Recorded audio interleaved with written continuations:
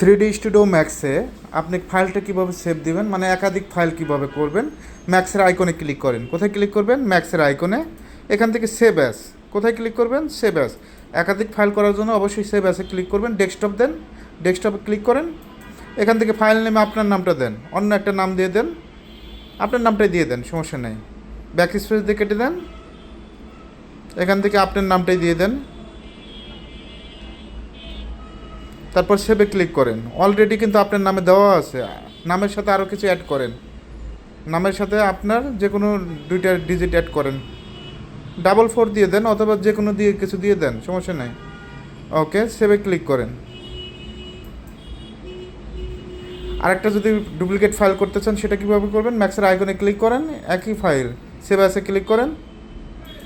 এটা সফটেক নামে দেবেন। কী নামে? সফটেক। সফটেকের নাম দেন, বসান softech, SOFT space TECH, save দেন। ওকে।